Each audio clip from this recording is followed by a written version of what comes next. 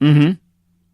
But he still is trying to make the most of his time in Hearth, trying to understand how the world works and trying to figure out why science does not work in a world of magic.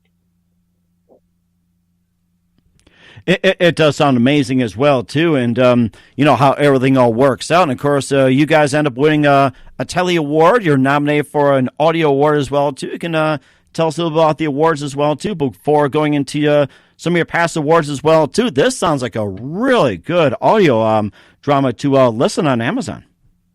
It really is. It's been a lot of fun to work on. And one thing that we had been doing as part of our promotional stuff is I'd come up with a trailer series called A Primer, where Magus Tentorn talks about how magic works, what a caster is, which is since we have three different types of magic users in the world, sorcerers, wizards, and magi. We had a whole series of trailers that talked about how they worked, what the difference was between them. And as part of the narration of like how even magic came to be, we got a Telly Award because I was doing narration for the trailer, and they got really into it and they really enjoyed it. Because we were actually explaining that how magic works is that all the casters they have these abstract representations of different things in the world, like fire and water, or hatred and food comas. All of them are called the elements, and they would insult these elements to trigger a response. The elements would try to smite them, and they would channel that into magical energy. So literally, like, I had to explain this in a very succinct way, and they really dug it. So we ended up getting a Telly Award for that. We also submitted to the Audio Publishers Association for a bunch of different awards. We got nominated for Best Original Work, and there were some absolutely phenomenal contenders on there. There was Splat, a Quirky Cat audio book, which was about a cat and a polygamist cult, which was crazy. There was Spin, which was a Rumpelstiltskin musical. And there was Loki Ragnarok, not to be mistaken for the Marvel interpretation of Loki, where it was the Nordic tale of Ragnarok as told by Loki's perspective, which was a fascinating listen. Because I actually had to sit down once the nominations had gone out, and I listened to like almost all of the nominees just to see what I was up against, but also to like show like, well, these guys clearly know what they're doing more so than I probably do. But you're in good company, though. That's the thing. That's the nice part about it. And you know, he also had a few nominations as well too. But go ahead and finish up what you're saying. Well, I mean, a lot of we're still like trying to like showcase our work to a lot of other award groups and stuff, because you kind of have to submit and show what you've got going on. And what I always get stopped at is like, what is it that your show brings that is different from everyone else's? And I kind of sit there and I'm like, okay, what would that be? Because you don't really think about that kind of question. Like, I know that my show is a little bit different than most things, because like I have my narrator like being a physical presence in the story for one, but I sit back and I contemplate. I'm like, what is the difference? Like, well, I have an unreasonable amount of sound design. Like, I have way too many sound effects for my own good. There's a crazy amount of sound design going on in these episodes. So maybe that might be something that they would find interesting.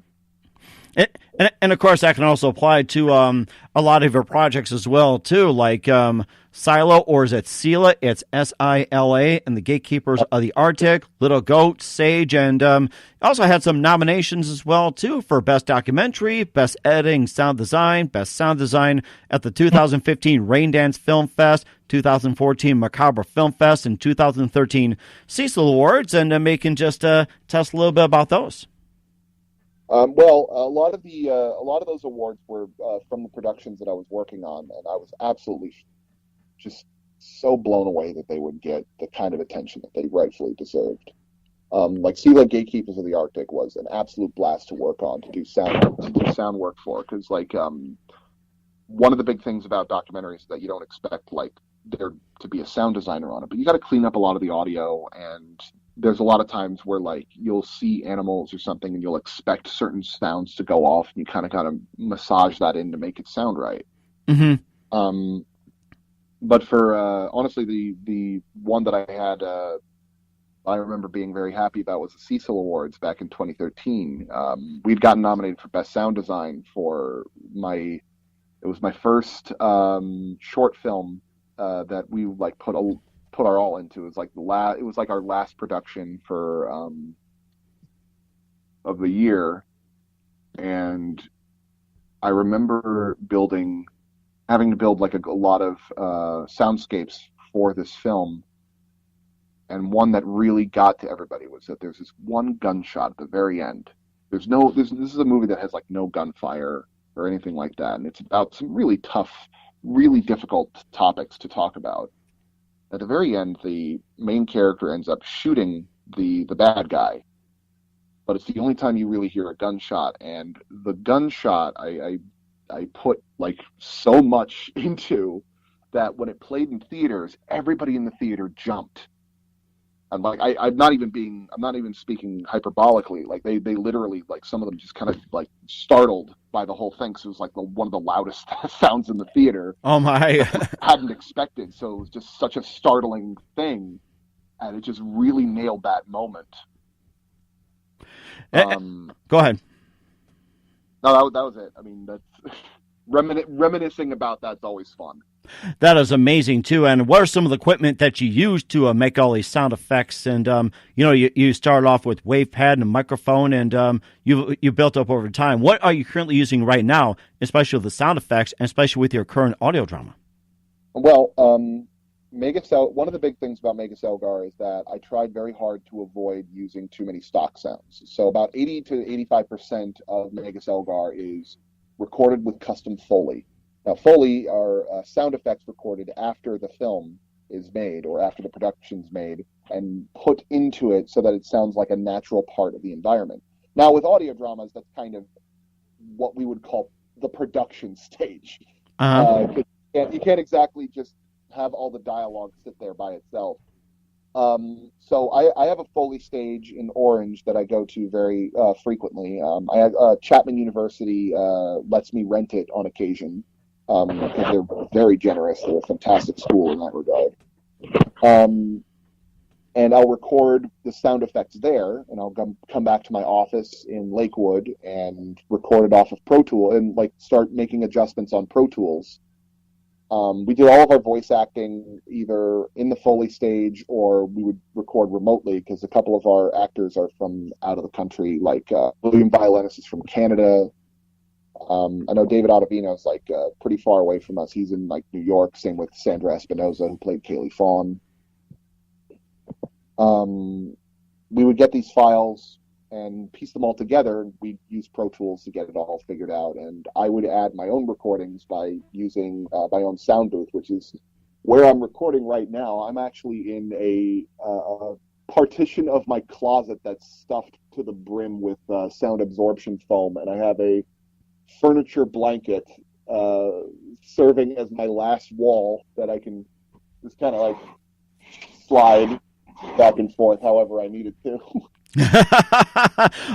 Almost sounds like mine too, except at one point when we had cats, it's like sometimes they'll jump up and right in front of you, or it's like they'll climb up on those walls as well too, just to see what the heck you're doing. But I've experienced those challenges as well too, and maybe some advice is just simply just pad as much as possible. Just keep yourself isolated. Oh God, the cat thing, yeah. So like I have a cat. Her name's Rika.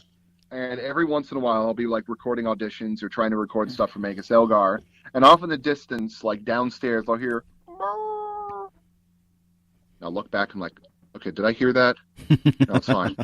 Okay, going back to our business. And I'll have to like get like. There's a couple of recordings. I'll like get up and like walk out of the room, and I'll come back, and I'll have to delete all of that. I think my favorite part is she. At one point, I'm trying to record for the voice of Kike. Kike is this little horrific reptilian abomination called a replica, and the voice is kind of like little squeaky sounds, like things like that. But in the middle of me recording this, my cat gets concerned that I'm dying or something, so she jumps up on my lap and starts meowing at me out of concern, like, there's something wrong with your voice. Are you okay? Oh, no. Or feed me. And I look at it. I look at her, and I grab her and hold her up to the microphone, and she starts meowing. And I'm like, you know what? I'm going to put this in as part of KK's sound now. So if this cat does this again, I'm not going to have problems. No, it's just how KK sounds. Oh, there you go. I mean, just have your cat ready to go. At least it doesn't take royalties or have to pay them. But of course, you can pay them with mice or sardines or some kind of treat. So that's the best part about cats.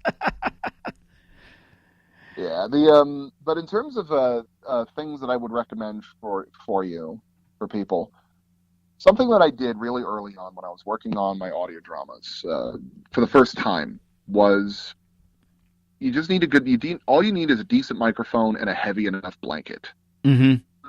Most of what I would do is I would take a good microphone, stuff it under a blanket with me underneath, and would say all my lines, and it would work pretty well. I'd get some pretty good sound isolation from that. You also have to consider that when you're doing this kind of voice acting, you can't just speak in a normal voice and expect it to work right, because they aren't seeing what you're doing. They don't see anything. All of your acting goes into your voice, your vocal performance. So sometimes speaking a little bit more dramatically might allow you to get the kind of dynamic range that an audience member would be able to appreciate, even though they're not really thinking about it. A great story that I had about this, I had to teach one of my actors, Christopher Moore, plays Udo Malaki, who's my second in the show. He's a fantastic guy, but when I first started off, he had no acting experience. But I really liked the sound of his voice. I really liked the tone and the cadence that he brought when he was doing a lot of flat deliveries. So I got him some acting lessons, and the big day came when we were going to start recording our lines. And we have one line in the very start where Udo, all he has to do is say, all the same, just to like get somebody to leave the room, like kind of an awkward, can you give us some privacy kind of line.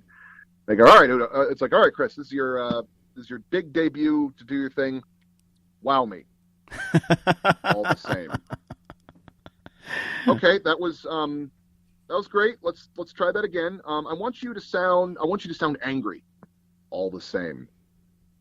All right, that was exactly the same. Okay, so let's try going with a little bit more fear. Let's show me some fear.